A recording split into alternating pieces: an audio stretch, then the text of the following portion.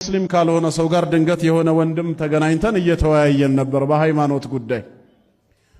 ሙስሊም ነበርኩ ይላል። እንግዲህ ሐቂቃውን አላህ ይወቀው። ምንድነው ታራ ሙስሊም ከነበርክ እስልምና ለቀህ እንድትወጣ ያደረገ ስለው የመጀመሪያ ጥያቄ ብሎ ያነሳው ነው የገረመኝ። ሱረቱል ፋቲሃ ላይ ኢህዲና ሲራጠል ሙስተቂም ቀጥተኛውን መንገድ ምራን ይላል አለኝ። አዎ ይላል አልኩት። ቀጥተኛውን መንገድ ምራን የሚል ሰው መንገድ የጠፋበት ሰው ነው። ትክክለኛውን መንገድ ያላወቀ ነው። ስለዚህ እንደራሱ እንደ ቁርአኑ እኮ አስተምህሮ የክርስቲያኖችንና የአይሁዶችን መንገድ ምራን በሉ እያለ ነው አላህ። ለዛ ነው እኔም ምራኝ ብየው ይኸው ክርስቲያን አረገኝ አለ። ተመልከቱ እንግዲህ እሱ እንዳልሆነ ያውቀዋል። ነገር ግን ሙስሊሞች የዚህን ጥያቄ መልስ አያውቁም ብሎ ከገመተ ወይ ከሱ ጋር ለውይይት የቀረበው ሰው ጃሂል ነው ብሎ ካሰበ በቀላሉ ለማደናገር ይመቸኛል ነው አካሄዱ። ይሄ አይነትና መሰል ጥያቄዎችን መመለስ የምንችለው እንዲህ አይነት ሹብሃቶች ሲቀርቡ ትክክለኛው መልስ የምንሰጠው መቼ ነው? ዲኑን ስንማር ነው። አሁን እሱ እንዳለው ሰውየው ኢህዲና ሲራጠል ሙስተቂም በፈርድ ሰላት ላይ ብቻ በትንሹ በቀን 17 ጊዜ ኢህዲና እያለን ጌታችንን እንለምነዋለን። ግን ማዕናው ምንድነው? እውነት እሱ እንዳለው መንገዱ ጠፍቶብናል፣ ሐቅ ከባጢል ጋር ተቀላቅሎብናልና ትክክለኛው ሃይማኖት ትክክለኛው መንገድ የቱ እንደሆነ አናውቅምና እባክህ ጌታችን ምራን ወይ ማለታችን ነው እንዴ? እንደዛ ነው? በፍጹም አይደለም፣ ሊሆንም አይችልም። መንገዱንማ እናውቀዋለን።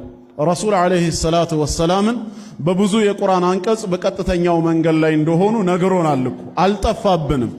በሱረቱ ያሲን 4ኛው አንቀጽ ላይ ያሲን ወልቁርአኒል ሐኪም ኢነከ ለሚነል ሙርሰሊን ዐላ ሲራጢን ሙስተቂም ቀጥ ባለውና በተስተካከለው መንገድ ላይ ነህ ነው ያላቸው። ሱረቱል አንዓም ቁጥር 152ም ላይ ወአነ ሃዛ ሲራጢ ሙስተቂመን ፈተቢዑህ ይሄ የኔ ቀጥ ያለና የተስተካከለ መንገዴ ሲሆን ተከተሉት በላቸው። ወላ ተተቢዑ ሱቡል ከዚህ ውጭ ያሉትን ሌሎች የጥመት መንገዶችን አትከተሉ። ፈተፈረቀ ቢኩም ዐን ሰቢሊህ ከዋናው ከቀጥተኛው መንገድ ይዟችሁ ወደ ጥመት ጎዳና ይለይባችኋልና ብለህ ምከራቸው ነው የተባሉት። እሳቸው ያሉበት ብቻ ነው ቀጥተኛው መንገድ።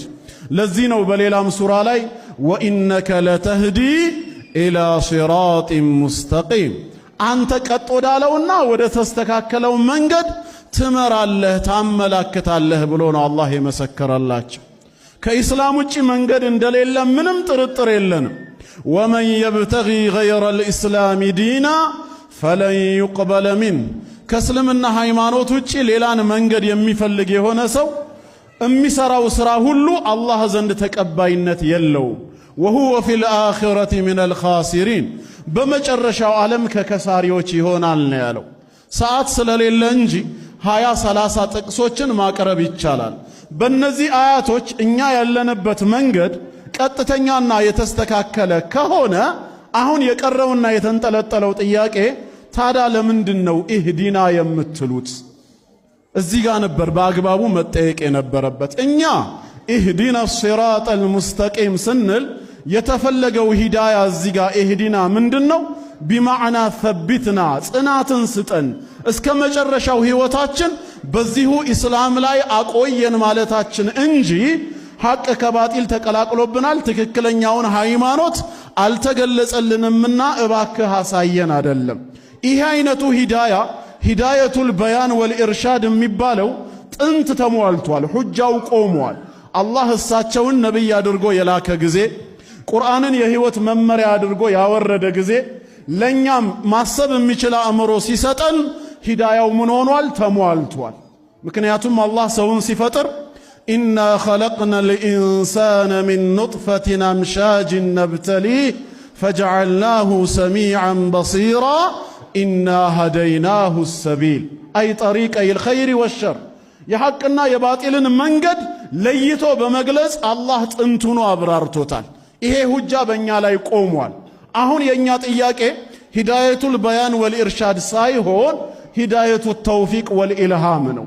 እስከ መጨረሻው ህይወታችን በዚሁ ሂዳያ ላይ መጽናት መቆየቱን ስለሆነ ምንፈልገው ኢህዲና ብለን ስንጠይቀው ቢማዕና ተቢትና ዛሬ አንተ ሙስሊም አድርገህ እንደፈጠርከ እስካሁኑ ህይወታችን ድረስ ሙስሊም አድርገህ እንዳቆየን እስከ ለተሞታችን ሙስሊም አድርገህ አቆየን ነው።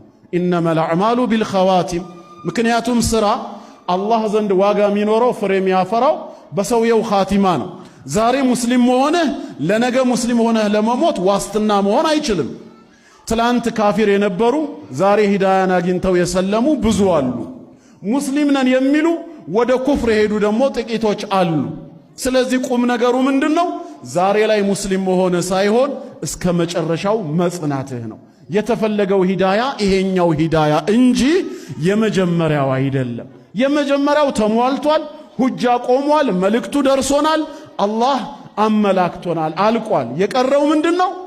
እስከ መጨረሻው መጽናት ነው። ተግባብተናል? ይሄ መስጂድ ስሙ ምንድነው? ዩሱፍ መስጂድ። ሁለተኛ መንገድ ነው የሚባለው። ስድስተኛ መንገድ ላይ አንድ ሰው ቆሞ በሁለተኛ መንገድ ያለው ዩሱፍ መስጂድ የት ነው እባካችሁ ምሩኝ ቢላችሁ ቀጥታ በዚህ ጋር ትሄድና ሶስተኛ፣ አራተኛ፣ አምስተኛውን ሻሪ አልፈ በስድስተኛው መንገድ ወደ ቀኝ ትታጠፋለህ። ትንሽ ወደ ታች እንደወረድክ አራት ቅያሶችን እንዳለፍክ በስተቀኝ ገባ ስትል ፊት ለፊት መስጊዱን ታገኘዋለህ አላችሁት። ሰውየውን መራችሁት አልመራችሁትም? መርታችሁታል። እሺ አመሰግናለሁ አላህ ይስጥልኝ አለና ግን አለ ትንሽ ጥርጣሬ ያለው አሁን እንደመራችሁኝ መስጊዱን ለማግኘት ሲሄድ ቅያስ በየቦታው ስላለ ድንገት አሳስቶኝ ሳልደርስ ወይ አልፌ ወደ አንድ ቅያስ ገባና በዛው መስጊዱ ጠፍቶብኝ ሌላ ቦታ ከመሄድ እባካችሁ መስጊዱ ድረስ ውሰዱኝ ሲላችሁ እናንተ ደግሞ ትህትናውን አይታችሁ መኪና ካላችሁ ፒክ አድርጋችሁት ካልሆነ እጁን ይዛችሁ መስጊዱ ድረስ አደረሳችሁት። አሁንስ መራችሁት አልመራችሁትም? መርታችሁታል። ከመጀመሪያው ምሪት ይለያል አይለይም? የመጀመሪያው መንገዱን መጠቆም ማመላከት ነው። ፈልጎ መድረስ ለሰውየው ነው የተተወው። ሁለተኛው ግን የፈለገው ቦታ ድረስ ማድረስ ነው። ስለዚህ እዚህ ቦታ ላይ ኢህዲና ብለን ስንጠይቅ የትኛው ነው የተፈለገው ሲባል ሁለተኛው ነው የተፈለገው።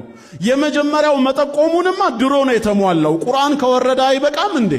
ኢነ ሃዘል ቁርአን የህዲ ሊለቲ ሂየ አቅወም እኮ ነው። የሚመራ መጽሐፍ ነው ያለን። ቀጥ ያለው የተስተካከለውን መንገድ የሚያሳይ ዲን ይዘናል። ቁርአኑ የወረደ ጊዜ ሂዳየቱል በያን ወልኢርሻድ ተሟልቷል፣ ተጠናቋል። እሳቸውን ነብይ አድርጎ የላከ ጊዜ ምክንያቱም ወኢነከ ለተህዲ ኢላ ሲራጢን ሙስተቂም ወደ ቅን ጎዳና ትመራለህ ነው ያለው። ከኔ ጋር ናችሁ ወንድም እህቶች? ግን ወኢነከ ለተህዲ ያለው ጌታ ለምንድነው ታዲያ ሱረቱል ቀሰስ ላይ ኢነከ ላ ተህዲ ያለው? ተመልሱ። ቁርአን ይጋጫል እንዴ? ይጋጫል? አይጋጭም። ሂዳያው ሁለት አይነት ነው። ወኢነከ ለተህዲ በያኑን ነው ማብራራቱን፣ ጠማማውን ከሐቅ ለይቶ መግለጹን አንተም ትችላለህ ነው። ኢነከ ላ ተህዲ መን አህበብተ ሚለው ግን አታቀናም። ሂዳያን በልብ ውስጥ ከተህ ሰውን ማስተካከሉን ግን አንተ አትችልም ነው ያለው። እሱ የኔ ሥራ ነው ነው ያለው። ስለዚህ እኛ ሐቁ ከባጢል ተብራርቶልን ኢስላም ትክክለኛ ዲን መሆኑ ተነግሮን ሁጃ ቆሞብናል። በዚህ ምንም ጥርጥር የለንም።